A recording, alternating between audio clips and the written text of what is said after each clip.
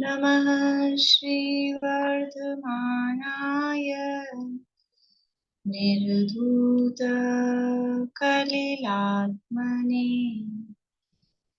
सालोकानां त्रिलोकानां यद्विद्यादर्पणायते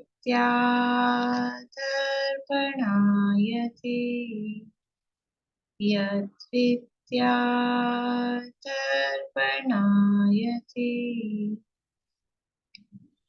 सकल पाप मल प्रक्षालक श्रीवर्धमान को करूं नमन लोकालोक प्रकाशित करने जिनकी विद्या है दर्पण जिनकी विद्या है दर्पण।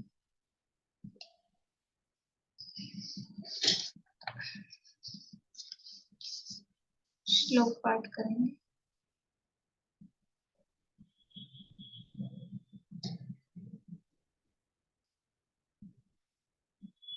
सोचना अभी आप बोलिए, कुछ देख के बोलिए।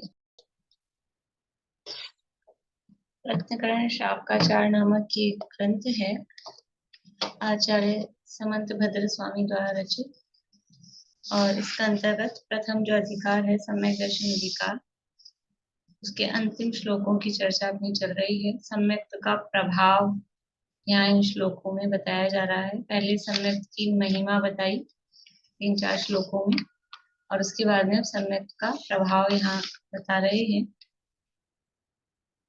कल लगभग अपनी चर्चा पूरी हो गई थी। 35 नंबर का श्लोक था कि जो सम्यक दृष्टि जीव है वो सम्यक दर्शन से जो शुद्ध है, वो अव्रती भी है, कोई व्रत नहीं है, तो भी उसके प्रभाव से वो नरक गति में, तिर्यंच गति में, स्त्रियों में, नपुंसकों में और यहाँ उत्पन्न नहीं होता, और खोटे कुल वाला नहीं होता, अल्पायु वाला नहीं होता, दरिद्री नहीं होता, विकृत अंग वाला नहीं होता। ये सारी विशेषताएं इसके अंतर्गत बताई, और फिर टीका में कर्णन योग के माध्यम से, आगम के माध्यम से कि सम्यक दृष्टि ये सब क्यों नहीं होता है वो यहाँ बताया। और यदि कदाचित चारों गतियों में से किसी भी गति में जा रहा है तो किस कंडीशन में जाएगा, और वहां जाएगा तो भी उसके साथ मतलब वो किस तरह की परिस्थितियां उसकी होंगी, वो सारी बातें यहाँ हमने देखी थी।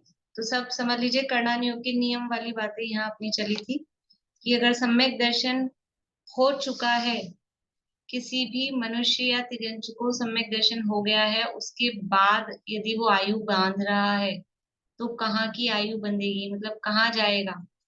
सम्यक दर्शन होने के बाद में आयु बंद करके कोई मनुष्य या तिर्यंच वो कहाँ जाएगा, बोलिए अशांति। देवगति में ही या देवगति में भी? देवगति में भी। देवगति में भी जा सकता है, तो मतलब भी का मतलब क्या होता है कि मनुष्य में भी जा सकता है, तिर्यंच में भी जा सकता है, नरक में भी जा सकता है, ये हुआ। सम्यक दर्शन होने के बाद में किसी मनुष्य या तिर्यंच ने आयु बंद किया, आपका नेटवर्क स्लो हो गया है, सब मना कर रहे हैं, बोलिए बबीता जी। देवगति में ही जाएगा, देवगति में ही जाएगा। सम्यक दर्शन होने के बाद में आयु बंद किया है तो देवगति में ही जाएगा, और कोई दूसरा ऑप्शन नहीं। किसके साथ? मनुष्य और तिर्यंचों के साथ।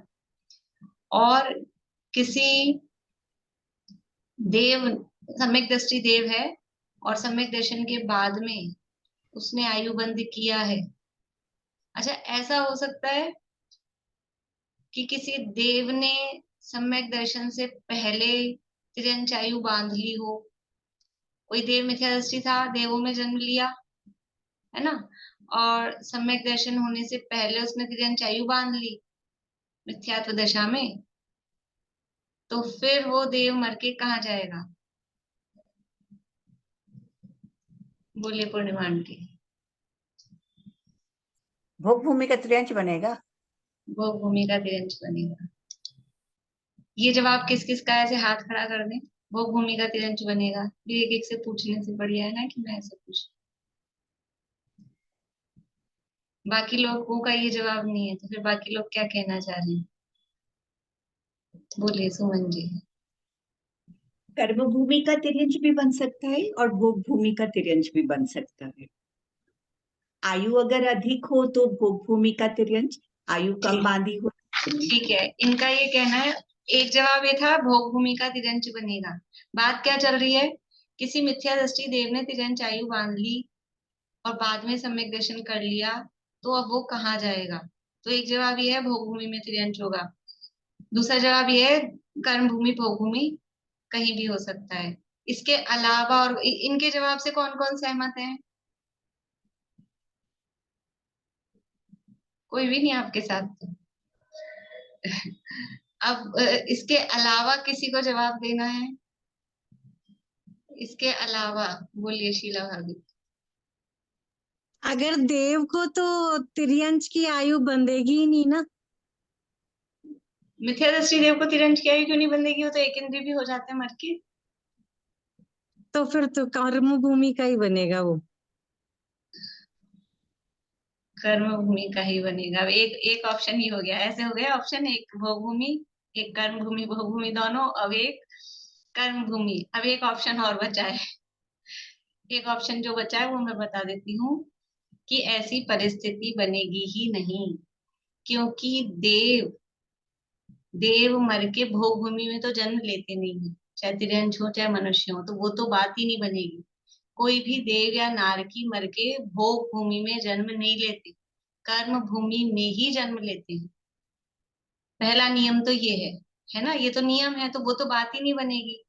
और दूसरी बात ये है कि कोई देव मर के फिर बाद में वो तिरंज हो जाए, फिर कर्म भूमि में आके तिरंज हो जाए, तो फिर हमारा ये नियम क्लैश हो रहा है कि अगर सम्यक के साथ में तिरंज उसको उत्पन्न होना है सम्यक के साथ, तो फिर क्या होना चाहिए? शायद सम्यक दृष्टि होना चाहिए।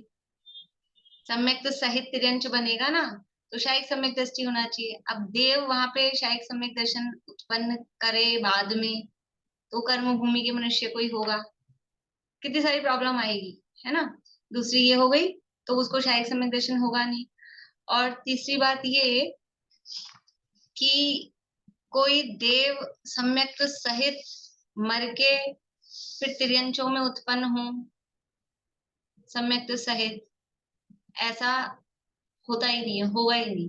इसलिए ये जवाब ये था कि आपने जो ये कल्पना खड़ी की है, ये निरर्थक है, निराधार है। ऐसी परिस्थिति बनेगी ही नहीं, ठीक है ना? लेकिन वो अपने को नियम याद नहीं आया ना, हमने भोगभूमि में पहुंचा दिया। हमने कर्म भूमि में पहुंचा दिया कहीं भी। इसलिए परिस्थिति मतलब ऐसा, अगर उसको सम्यक दृष्टि होना है तो मिथ्यात्व दशा में वो आयु बंद करेगा ही नहीं। और अगर मिथ्यात्व दशा में उसने आयु बंद कर लिया है, तो एक जवाब ये हो सकता है कि अगर उसने मिथ्यात्व दशा में तिरंज की आयु का बंद कर लिया है, तो वो सम्यक छोड़ के कर्म भूमि के तिरंजों में उत्पन्न होगा। भोग भूमि में तो जा ही नहीं सकता है, देव है तो सम्यक तो सहित नहीं आएगा। सम्यक तो छोड़ के शैव शमिक औपशमिक यही सम्यक उसको हो सकते हैं, शायद सम्यक दर्शन उसको हो नहीं सकता है। तो वो सम्यक तो छोड़ के फिर कर्म भूमि के तिरंजों में उत्पन्न होगा। अगर आयु बंद कर ली है तो बदल तो सकती नहीं है, तो वो कर्म भूमि में होगा। लेकिन कब होगा? सम्यक तो सहित नहीं होगा, सम्यक तो छोड़ के ही उत्पन्न होगा, ठीक है ना? ऐसे ही मतलब परिस्थितियां अपन और भी जगह खड़ी कर सकते हैं, जैसे नारकियों के साथ में। थोड़ा अपने माइंड में एक्सरसाइज हो रहा है, अपने को नियम याद आ रहे हैं कि नहीं आ रहे हैं। नियम वो नियम पक्के हैं कि कोई भी नारकी और देव है वो मर के कर्म भूमि में भोग भूमि में उत्पन्न नहीं होंगे। ये नियम पक्का है, ठीक है ना? तो उसके आधार पे, और अगर मतलब सम्यक्त सहित कोई भी मनुष्य तिर्यंच बनेगा, सम्यक्त सहित, तो वो मनुष्य तिर्यंच ही बनेगा। मनुष्य तिर्यंच भी नहीं, मनुष्य ही होगा वो पूर्व भाव में। सम्यक्त सहित यदि कोई मनुष्य या तिर्यंच बन रहा है भोग भूमि का, तो पिछले भाव में वो क्या होगा? वो कर्म भूमि का मनुष्य ही होगा। वो ही मिथ्यात्व दशा में जिसने तिर्यंच की या मनुष्य की आयु बांधी हो और फिर बाद में उसने सम्यक्त कर लिया और वो भी शायद सम्यक्त, तो वो ही सम्यक्त सहित भोग भूमि का मनुष्य या तिर्यंच हो सकता है। और मनुष्य ही सम्यक्त सहित पहले नरक में जा सकता है। सम्यक्त सहित की बात हो रही है। और सम्यक्त छोड़ के तो फिर कहीं भी जाए, जो आयु बांध ली हो, अगर आयु बांध ली है कोई सी भी और, तो सम्यक्त छोड़ के ही जाएगा। ठीक है। इस सम्यक्त का प्रभाव ऐसा है, अच्छा किसी ने सम्यक्त से पहले स्त्री वेद बांध लिया हो, फिर क्या होगा? सम्यक्त से पहले किसी ने देवायु बांधी, लेकिन देवियों की आयु होती है कम पल्लियों में, देवों की आयु होती है ज्यादा, तो उसने देवी वाली कम टाइम वाली आयु और स्त्री वेद वो उसने बांध लिया, तो अब वो सम्यक दर्शन हो गया, सम्यक तो बना हुआ है, तो और देवायु बांध ली है, तो अब कहाँ जाएगा? अब कहाँ जाएगा, क्या बनेगा?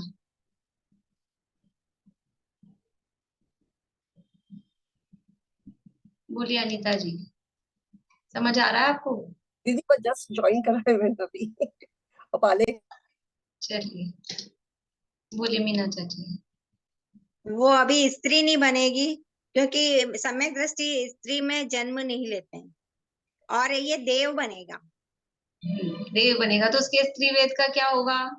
वो पुरुष वेद में ही होगा कन्वर्ट, अपकर्षण हो जाएगा, उत्कर्ष एक्चुअली संक्रमण हो जाएगा। उसका स्त्री वेद की जगह, क्योंकि इनमें आपस में परिवर्तन हो सकता है, आयु में आपस में संक्रमण नहीं होता है, बाकी वेदों में और जो है सजातीय प्रकृतियां, उनमें आपस में परिवर्तन हो जाता है, तो अब वो देवी नहीं बनेगा, वो देव बनेगा। ठीक है। और सम्यक का ऐसा प्रभाव है कि नीच कुल में, दरिद्रियों में और अल्पायु का धारक भी वो नहीं होता है। सब मुख्य रूप से पुण्य प्रकृतियां उसके बनती हैं।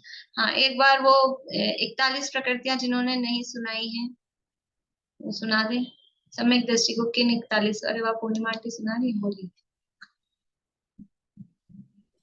पहले 16 प्रकृतियां बता रहे हैं, मतलब मिथ्यात्व, हुंडक संस्थान, नपुंसक वेद, असंप्राप्त सपाटी का सहनन, एक इंद्रिय, स्थावर, फिर आतप, फिर सूक्ष्म, अपर्याप्त और साधारण, 2 इंद्रिय, 3 इंद्रिय, 4 इंद्रिय, फिर नरक गति, नरक गत्यानुपूर्वी, नरकायु, ये 16 हो गई।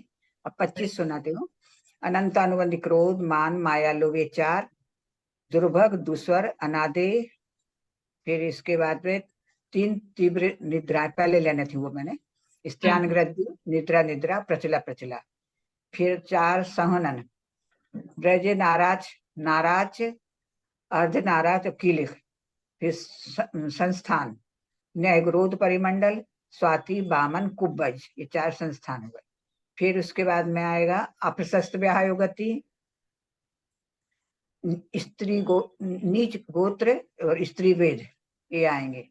फिर उसके बाद में आएगा त्र्यंच गति, त्र्यंच गत्यानुपूर्व, एक रह गया, लास्ट में बोलूंगी मैं, उद्दोत। अच्छा ठीक, पहले आपने लिखा है तो उसमें लास्ट में लिखाया था, मैं उसमें से याद किया। ठीक ठीक ठीक। हाँ, त्र्यंच गति, त्र्यंच गत्यानुपूर्वी, त्र्यंच आयु, फिर लास्ट में उद्दोत, इस तरह से हो बढ़िया, गई। बहुत ही बढ़िया, बहुत अच्छा। बोलिए नीलम भाभी। पहले 16 प्रकृतियों में आएगा,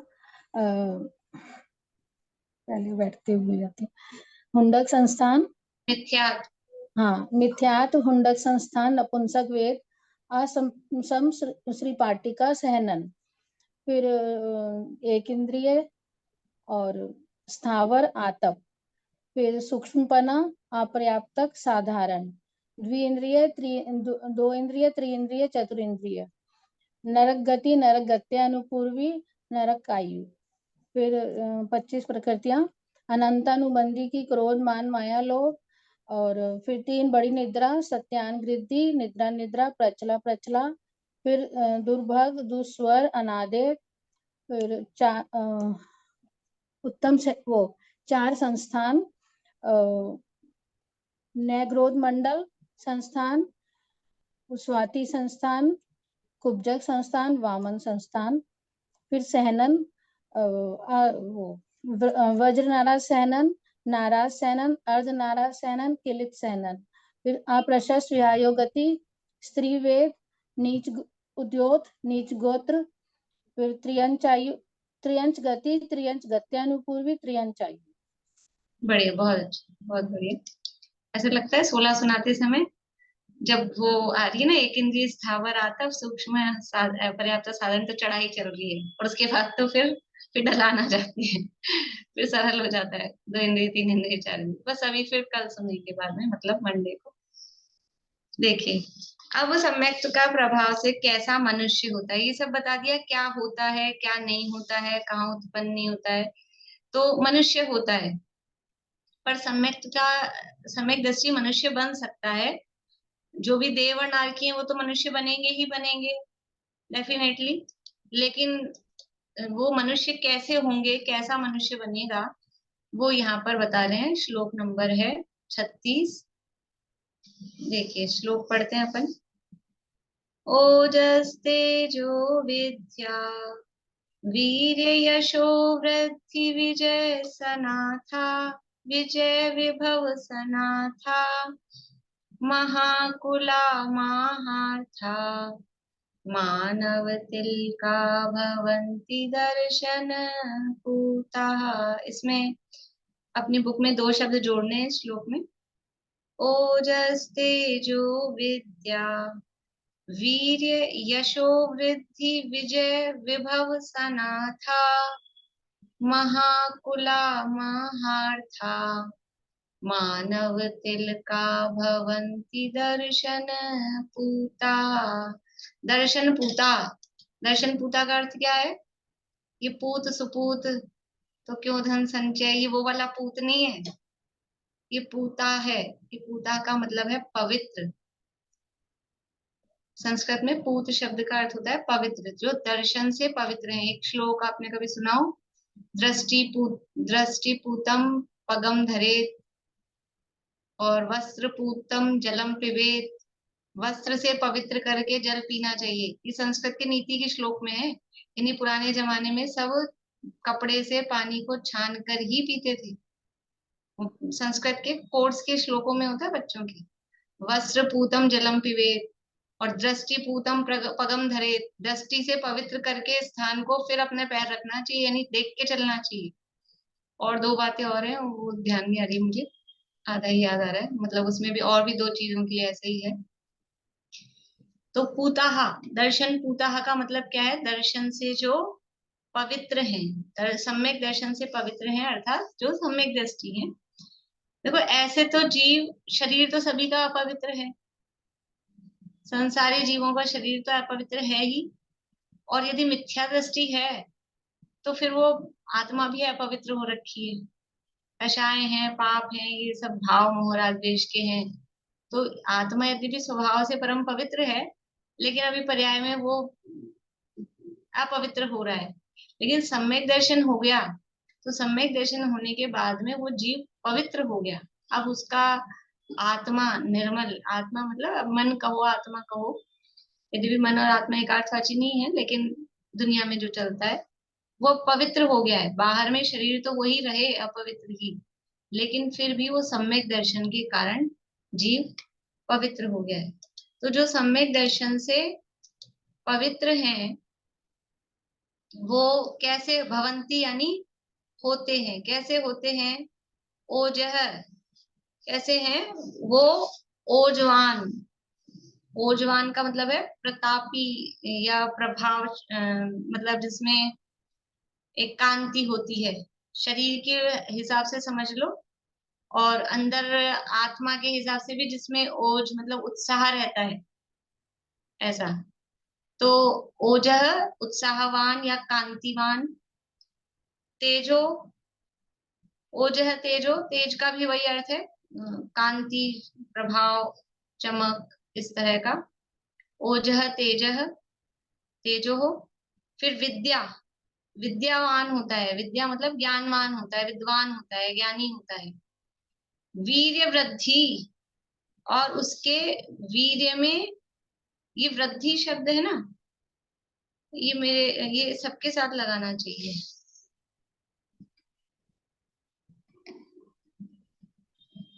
मतलब सबके साथ भी लगा सकते हैं। देखो, ओज में वृद्धि, तेज में वृद्धि, विद्या में वृद्धि और वीर्य में वृद्धि, ऐसा भी इसका अर्थ लगा सकते हैं। और ओज, तेज, विद्या, वीर्य, ये सब अलग अलग करके वृद्धि, तो वृद्धि मतलब फिर गुणों में वृद्धि, इस तरह से अर्थ वो लगा सकते हैं। तो जो सम्यक दृष्टि है, सम्यक दृष्टि वो ओजस्वी होते हैं, उत्साही होते हैं और कांतिमान होते हैं, विद्या ज्ञानवान होते हैं, वीर्यवान होते हैं। उनमें शक्ति, कौन सी शक्ति? शरीर की तो होती है, जो होती है अंदर आत्मबल, सम्यक दृष्टियों का आत्मबल होता है। वीर्य का मतलब है आत्मबल, शारीरिक वीर्य भी होता है और आत्मबल भी। शारीरिक वीर्य क्यों होगा सम्यक दृष्टियों में? सम्यक दृष्टि हो, आत्मबल हो, शारीरिक वीर्य क्यों होगा? प्रमाण सहित उत्तर देना है। शारीरिक वीर्य क्यों होगा?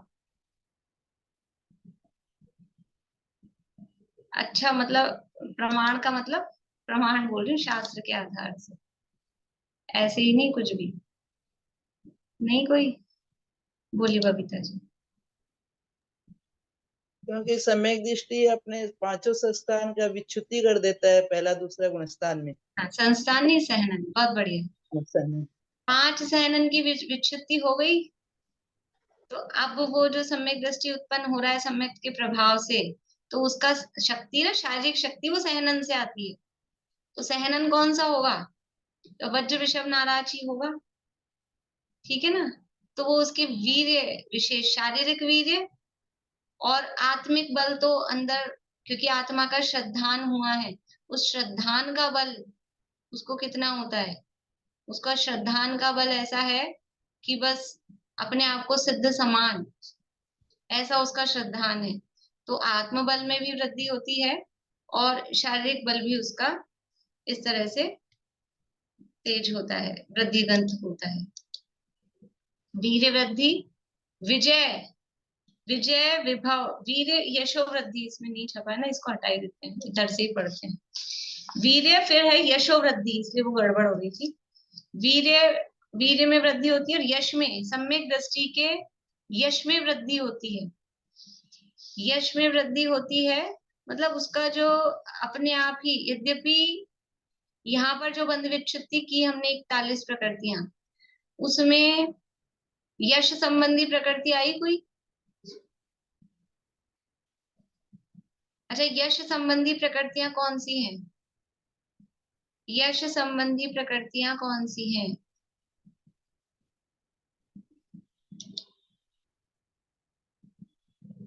यश है कीर्ति।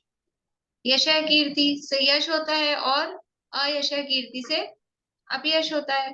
तो यहाँ जो हमने इनको अनादे और जो ये अप्रशस्त विहायो गति, ये सब जो हट गई है ना, नीची गति प्रकृतियां, इसलिए भी यश में वृद्धि होती है। दुर्भग, दुस्वर, ये सब भी हट गया है। ठीक है। सम्यक दृष्टि के यद्यपि अयश कीर्ति की बंध विच्छुत्ति नहीं हुई है, अयश कीर्ति का बंध कहाँ तक है? अयश कीर्ति का बोलिए रेणु जी। छठे गुणस्थान तक। छठे गुणस्थान तक है अयश कीर्ति का बंध, तो वहां तक वो चल रहा है। लेकिन फिर भी क्योंकि ये और पाप प्रकृतियों की बंध विच्छुत्ति उसके हो गई है, तो उसके कारण उसके यश में वृद्धि ही होती है। और वो अयश कीर्ति का जो बंध वहां तक कहा है, तो वो समझ लेना एक्सेप्शनल रूप से है, ठीक है। बाकी तो सम्यक दृष्टियों के यश ही मुख्य रूप से होता है। सम्यक दर्शन तो समझो अभी इस भाव में किया, और ये आगे के लिए बता रहे हैं ना कि आगे ऐसा जन्म होगा उसका, आगे के भाव में ना। ये जो सम्यक सहित जन्म ले रहे हैं ना, उसकी बात कर रहे हैं मेन, मुख्य रूप से। इस भाव में तो अब जो है वो है, हाँ वो ही रहेगा। इस भाव की नहीं। यहाँ कह रहे सम्यक का प्रभाव कैसा है, सम्यक की सहित अगर अब मनुष्यों में जन्म ले रहा है तो उसका कैसा होगा कि उसके ओज, तेज, विद्या, उसका वैभव, उसका यश, उसकी शक्ति, वो सब। तो ये अभी मान लो कोई अर्धनारा सहनन वाला हो, अभी कोई अर्धनारा सहनन वाला हो और उसको सम्यक दर्शन हो गया, तो फिर उसका सहनन बदल के वज्रऋषभ नाराज हो जाएगा क्या? ये सहनन अंदर से हड्डियां थोड़ी ना निकल के चेंज होंगी, तो सहनन नहीं बदलेगा। तो ये जिस अभी इस भाव की बात नहीं है। अब ये अर्धनाराज वाले ने अगर सम्यक प्रकट कर लिया और अब यदि ये मनुष्यों में जा रहा है, तो कौन से मनुष्यों में जाएगा? कोई मनुष्य अर्ध, देखो सहनन सहनन वैक्रियक शरीर में नहीं होता।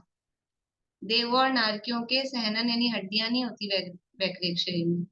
तो सहनन प्रकृति का उदय मनुष्य और तिरंचों के ही होता है। ख्याल में है बात? सहनन जो है, सहनन का मतलब है हड्डियों की मजबूती। तो ये हड्डियां किस शरीर में होती हैं? कि औदारिक शरीर में ही हड्डियां होती हैं। वैक्रियक में, आहारक में, इनमें हड्डियां नहीं होती है, तिरस्कारमण तो है ही अलग।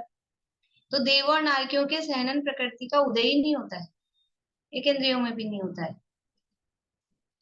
ठीक है, तो अब यहाँ बात क्या कर रहे हैं? सम्यक तो सहित मनुष्य हो रहा है, यानी पहले भी मनुष्य था तभी तो सम्यक तो सहित मनुष्य हो रहा है, या फिर देव था तो कोई देव था वो सम्यक तो सहित मनुष्य हो रहा है, या कोई नारकी था वो सम्यक तो सहित मनुष्य हो रहा है, या फिर कोई मनुष्य था वो सम्यक तो सहित मनुष्य हो रहा है।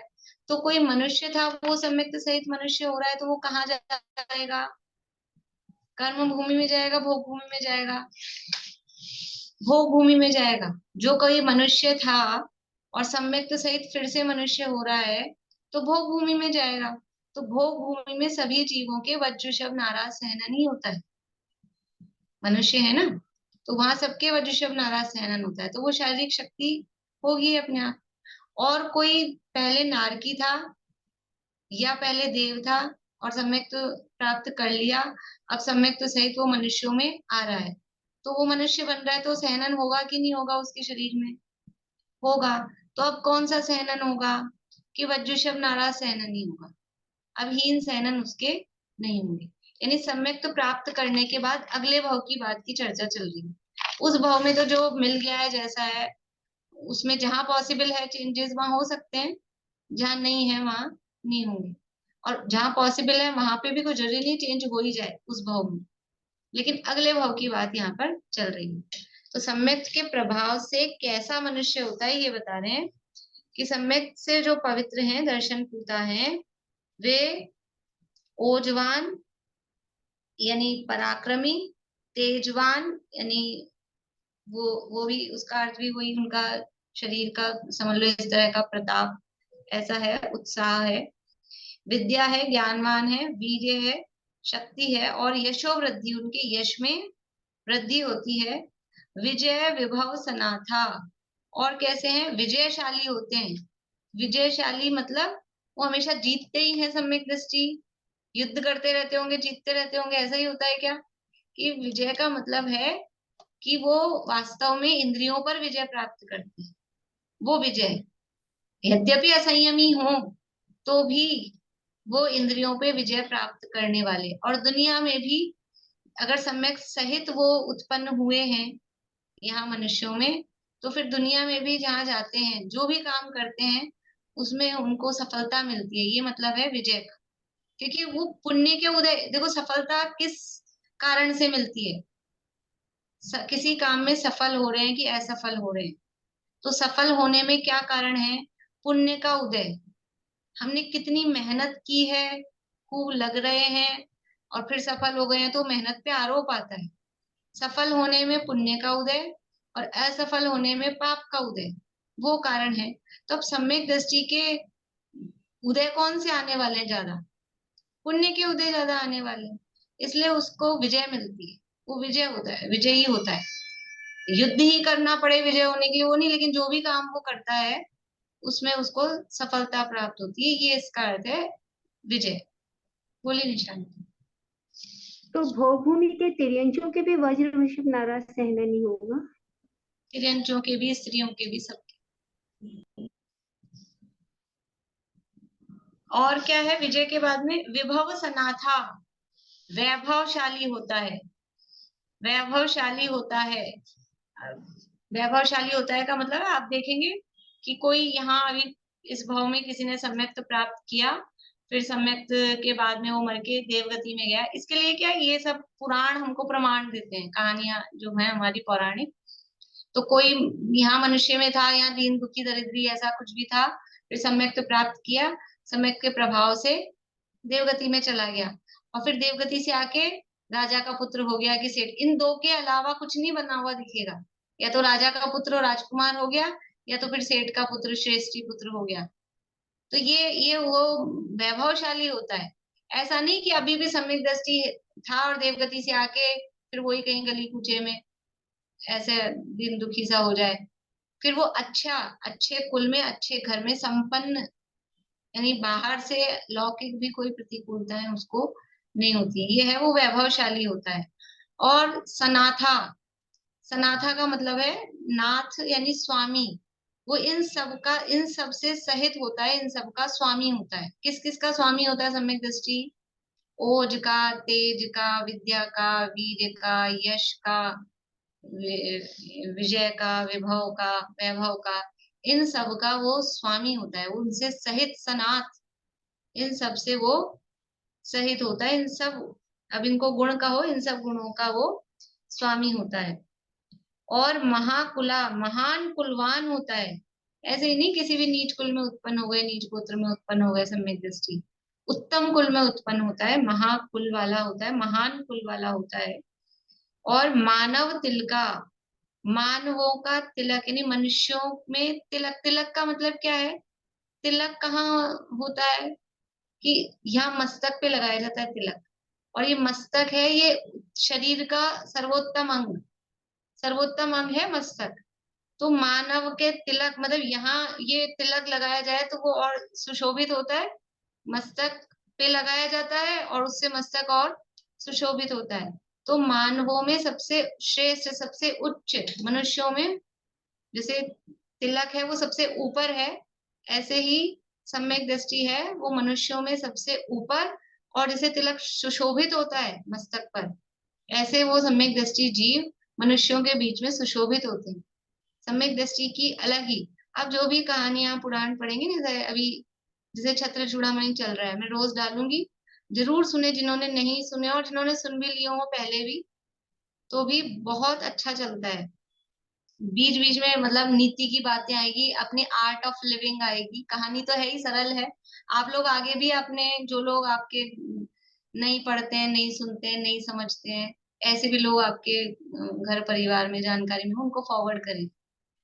बहुत अच्छा कहानी चलेगी, सरल ग्रंथ है, और बातें नीति की हैं उसमें सारी, यानी अपना जीवन कैसे सुखी हो जाए।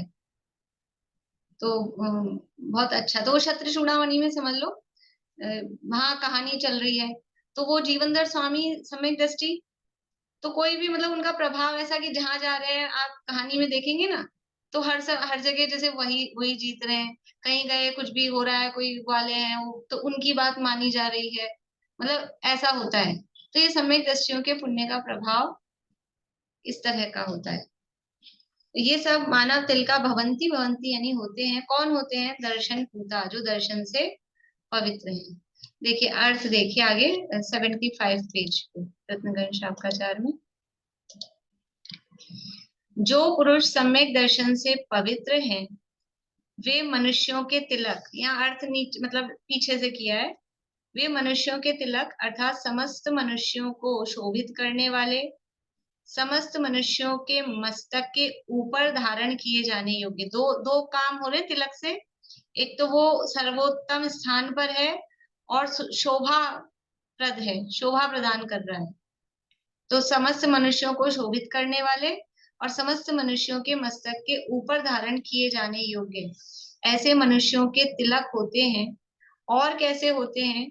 ओज अर्थात पराक्रम, तेज अर्थात प्रताप, विद्या अर्थात समस्त लोक में अतिशय रूप ज्ञान, और वीर्य अर्थात अतिशय रूप शक्ति, उज्जवल यश, वृद्धि अर्थात दिन प्रतिदिन गुणों की और सुख की वृद्धि, विजय अर्थात सब प्रकार से जीत, अतिशय रूप वैभव। इस प्रकार ओज, तेज, विद्या, वीर, यश, वृद्धि, विजय, वैभव, इन सभी गुणों के स्वामी होते हैं। वृद्धि को अलग से भी ले सकते हैं और सबके साथ में भी वृद्धि लगा सकते हैं, दोनों तरह से अर्थ कर सकते हैं। महान कुल के स्वामी होते हैं। महान धर्म, महान अर्थ, महान काम, महान मोक्ष रूप 4 पुरुषार्थों के स्वामी होते हैं। सम्यक दर्शन को ग्रहण करने से ऐसे असीम अप्रमाण प्रभाव के धारी मनुष्य होते हैं। देखिए जो ये महार्था शब्द है ना, महार्था, महार्था का मतलब, इससे 4 पुरुषार्थ अर्थ निकाले हैं। अर्थ, अर्थ का मतलब है, अर्थ एक पुरुषार्थ भी है। अर्थ का मतलब होता है प्रयोजन, अर्थ का मतलब प्रयोजन भी होता है, और अर्थ का मतलब धन भी होता है। तो महार्था महान धनिक होते हैं, धनवान होते हैं, वो भी अर्थ है। और महार्था का अर्थ अपन ने शायद किया ही नहीं, वो छूट ही गया। महार्था का अर्थ, महार्था का अर्थ है कि महान अर्थ वाले।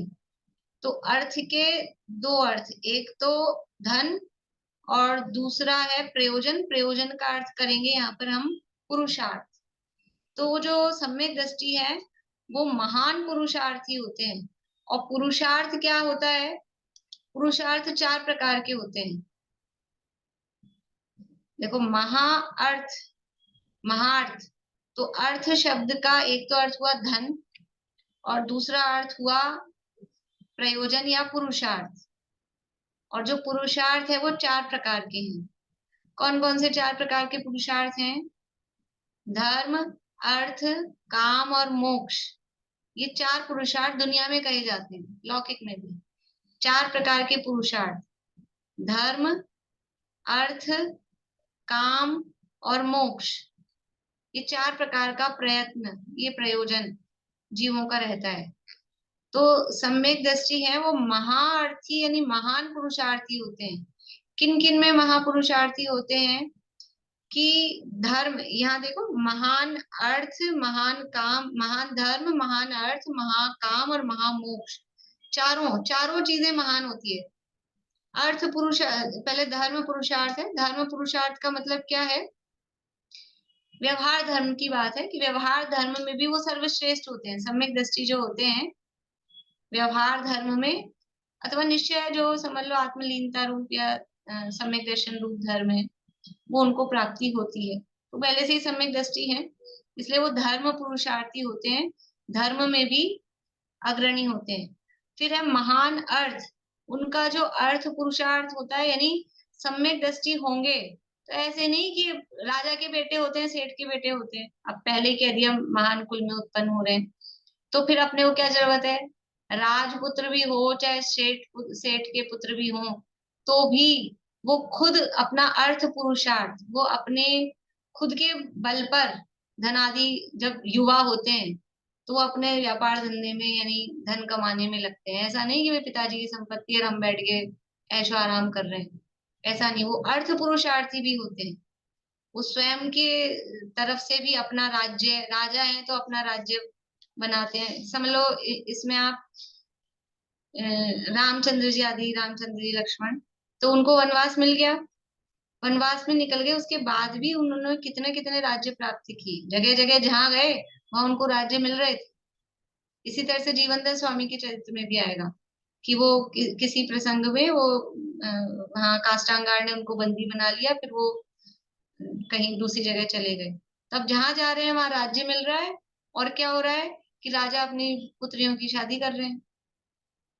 तो अपने आप ही वो, मतलब अब वो खुद के बल पे कैसे भी, क्योंकि वो किस बल पे प्राप्त हुआ है उनको राज्य, कि उनमें अंदर क्वालिटी थी ना, बिना योग्यता के कोई ऐसे नहीं मिलता है। अंदर उनमें एबिलिटी होती है, ये योग्यता विशेष उनमें होती है। और वो कोई राजा अपनी लड़की दे रहा है कि राज्य दे रहा है, तो वो एबिलिटी देखता है। राजा भी वो, राजा में भी वो नजर होती है ना, वो गुण देखने की, गुणग्राही, तो वो देख के वो उनको मिलता है। तो धर्म पुरुषार्थी भी होते हैं, अर्थ पुरुषार्थी भी होते हैं, काम पुरुषार्थी भी होते हैं। कि वो इसमें भी मतलब ऐसे नहीं कि समझ लो काम पुरुषार्थ में भी हीन हो, 96 हजार शादियां भी, वो सब भी उनके जीवन में होता है। यानी भोग से भी ऐसा आलसी नहीं होते, मतलब किसी भी चीज में पुरुषार्थ का मतलब क्या है, आलसी नहीं है किसी भी चीज में, हर चीज में आगे है। तो काम पुरुषार्थ, महान काम और महामोक्ष रूप। और वैसे भी काम पुरुषार्थ किसे कहते हैं, ये तो सब अपन व्यवहार वाले अर्थ लगा रहे हैं। बनारसी दास जी ने इसके निश्चय अर्थ लगाए हैं और वो वास्तव में वही घटित होते हैं सम्यक दृष्टि के ऊपर। महामोक्ष रूप, ये चौथा और देखते हैं कि मोक्ष का पुरुषार्थ सम्यक दृष्टि ही करते हैं और कौन करता है। मोक्ष जाने का पुरुषार्थ किसके जीवन में होता है, मिथ्या दृष्टि के जीवन में। सम्यक दृष्टि ही तो मोक्ष मार्ग में आगे बढ़ रहे हैं, तो महान मोक्ष पुरुषार्थ के धारी होते हैं।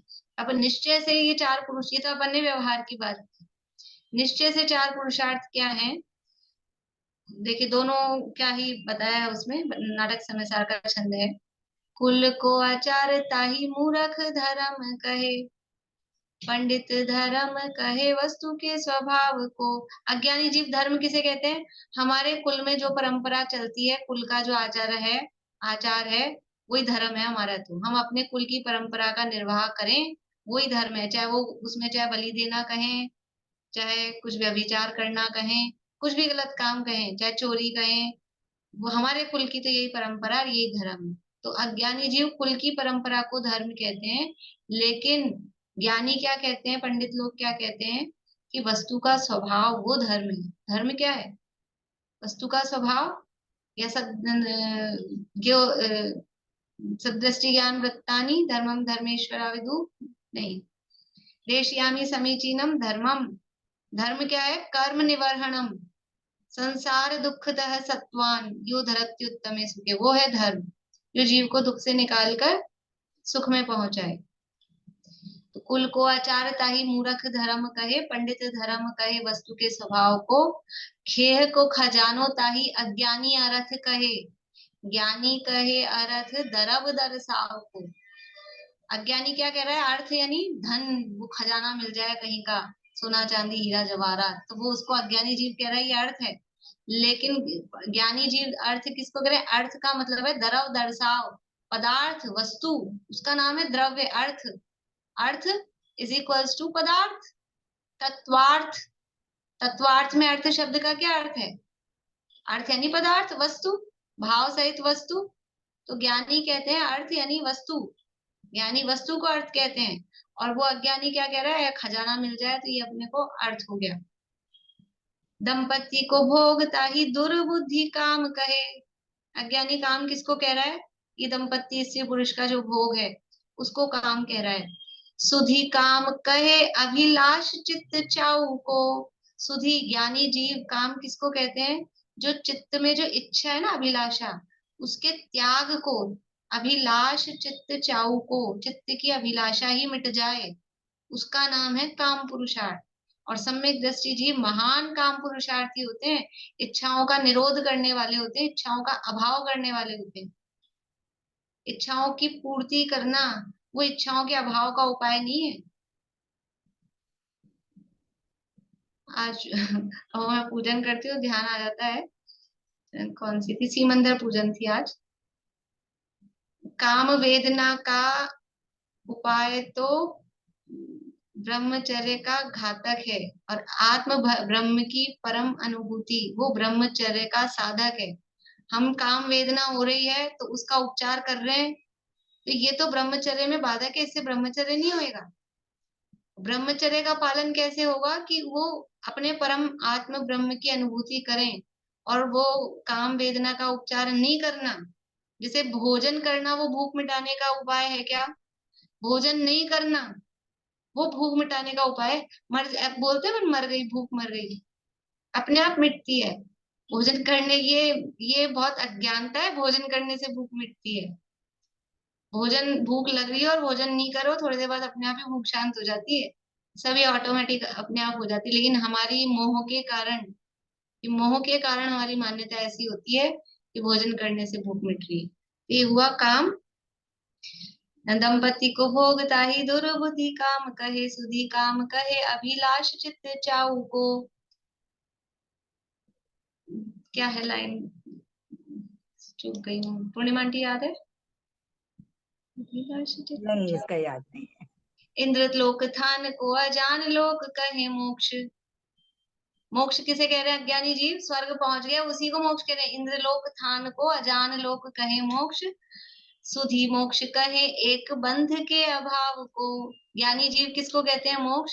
बंध का अभाव हो जाए, पूरी निर्जरा हो जाए, उसका नाम मोक्ष है। अज्ञानी तो स्वर्ग में जाने को, ये तो मोक्ष तत्व संबंधी भूल है। स्वर्ग पहुंच गए तो बस हो गया मोक्ष। इस तरह से जो सम्यक दृष्टि है वो ये चारों पुरुषार्थों के स्वामी होते हैं, और ऐसे सम्यक दर्शन को ग्रहण करने से असीम अप्रमाण प्रभाव के धारी मनुष्य होते हैं, चाहे भोग भूमि में हो। और यहाँ तो भोग भूमि की क्या, कर्म भूमि वाले ही समझ लो, जो देव आदि से आ रहे हैं, देव नरक से, उनकी विशेषता से बात की है। अब और सम्यक के प्रभाव से देव बनते हैं, तो किस प्रकार के देव बनते हैं वो यहाँ पर अपन मंडे को करेंगे चर्चा 37 नंबर के श्लोक में। अभी यही पूरा करते हैं।